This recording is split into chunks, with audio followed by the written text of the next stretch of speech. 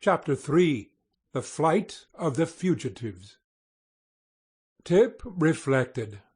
It's a hard thing to be a marble statue, He thought rebelliously. and I'm not going to stand it. For years I've been a brother to her, she says, so she's going to get rid of me. Well, there's an easier way than to become a statue. No boy should have any fun forever standing in the middle of a flower garden. I'll run away. That's what I'll do.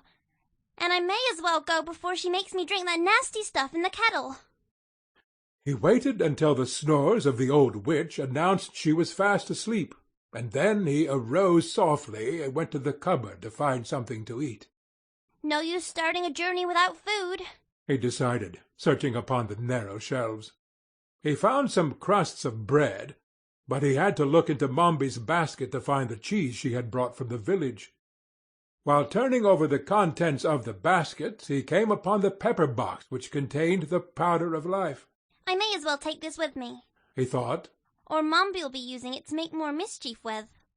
So he put the box in his pocket, together with the bread and cheese. Then he cautiously left the house and latched the door behind him. Outside both moon and stars shone brightly, and the night seemed peaceful and inviting after the close and ill-smelling kitchen. I'll be glad to get away, Said Tip softly. for I never did like that old woman. I wonder how I ever came to live with her. He was walking slowly toward the road when a thought made him pause. I don't like to leave Jack Pumpkinhead to the tender mercies of old Mombi, He muttered. and Jack belongs to me, for I made him, even if the old witch did bring him to life. He retraced his steps to the cow-stable and opened the door of the stall where the pumpkin-headed man had been left. Jack was standing in the middle of the stall, and by the moonlight Tip could see he was smiling just as jovially as ever. Come on. Said the boy, beckoning. "Where to?" Asked Jack. You'll know as soon as I do. Answered Tip, smiling sympathetically into the pumpkin face. All we've got to do now is to the tramp. "Very well." Returned Jack, and walked awkwardly out of the stable and into the moonlight. Tip turned toward the road, and the man followed him. Jack walked with a sort of limp, and occasionally one of the joints of his legs would turn backward instead of frontwise, almost causing him to stumble.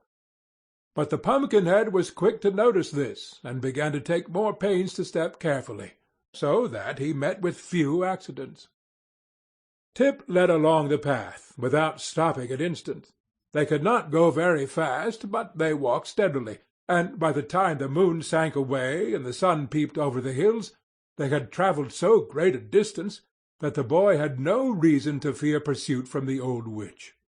Moreover, he had turned first onto one path and then into another, so that should any one follow them, it would prove very difficult to guess which way they had gone, or where to seek them. Fairly satisfied that he had escaped, for a time at least, being turned into a marble statue, the boy stopped his companion and seated himself upon a rock by the roadside. Let's have some breakfast, He said. Jack Pumpkinhead watched Tip curiously, but refused to join in the repast. "I don't seem to be made the same way you are," He said. I know you are not, Returned Tip. for I made you. "Oh, did you?" Asked Jack. Certainly, and put you together, and carved your eyes and nose and ears and mouth, Said Tip proudly. and dressed you. Jack looked at his body and limbs critically. "It strikes me you made a very good job of it." He remarked. Just so-so. Replied Tip modestly, for he began to see certain defects in the construction of his man. If I'd known we were going to travel together, I might have made you more particular. "Why, then, Said the Pumpkinhead in a tone that expressed surprise. you must be my creator, my parent, my father." Or your inventor. Replied the boy with a laugh. Yes, my son, I really believe I am. "Then I owe you obedience, Continued the man. and you owe me support." That's it exactly. Declared Tip, jumping up. So let's be off. "Where are we going?" Asked Jack when they had resumed their journey. I'm not exactly sure, Said the boy. but I believe we are heading south, and that'll bring us sooner or later to the Emerald City. What city is that? Inquired the Pumpkinhead. Why, it's the center of the land of Oz, and the biggest town of all the country. I've never been there myself, but I've heard all of its history. It was built by a mighty and wonderful wizard named Oz, and everything in there is a green color, just as everything in the country of Gillikins is a purple color. Is everything here purple? Asked Jack. Of course it is. Can't you see? Returned the boy. I believe I must be color-blind, said the Pumpkinhead after staring about him. Well, the grass is purple, and the trees are purple, and the houses and fences are purple, explained Tip. Even the mud in the roads is purple. But in the Emerald City, everything is green that is purple here. And in the country of Munchkins over in the east, everything is blue. And in the south country of the Quadlings, everything is red. And in the west country of the Winkies, where the Tin Man rules, everything is yellow. Oh, said Jack. Then, after a pause, he asked, did you say a Tin Woodman rules the Winkies? Yes, he was the one who helped Dorothy destroy the Wicked Witch of the West, and the Winkies are so grateful that they invited him to become their ruler, just as the people in the Emerald City invited the Scarecrow to rule them. Dear me, said Jack. I'm getting confused with all this history. Who is the Scarecrow? Another friend of Dorothy's, replied Tip. And who is Dorothy? She was a girl who came here from Kansas, a place in the big outside world. She got blown to the land of Oz by a cyclone. And while she was here, the Scarecrow and the Tin Man accompanied her on her travels. And where is she now? Inquired the Pumpkinhead.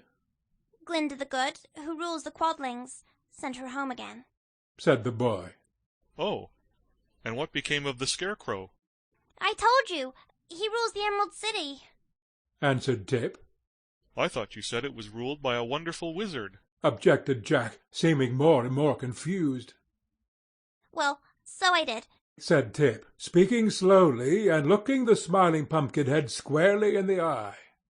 Now pay attention and I'll explain it. Dorothy went to the Emerald City to ask the wizard to send her back to Kansas, and the Scarecrow and the Tin Man went with her. But the wizard couldn't send her back, so he wasn't much of a wizard, as he might have been. And then they got angry at the wizard and threatened to expose him, so the wizard made a big balloon and escaped in it, and no one has seen him ever since. Now that is very interesting history, said Jack, well pleased. And I understand it perfectly, all but the explanation. I'm glad you do, responded Tip. After the wizard was gone, the people of the Emerald City made His Majesty the Scarecrow their king, and I have heard he is a very popular ruler. Are we going to see this queer king? asked Jack with interest. I think we might as well, replied the boy. Unless you've something better to do. Oh no, dear father, said the Pumpkinhead. I am quite willing to go wherever you please. End of chapter 3.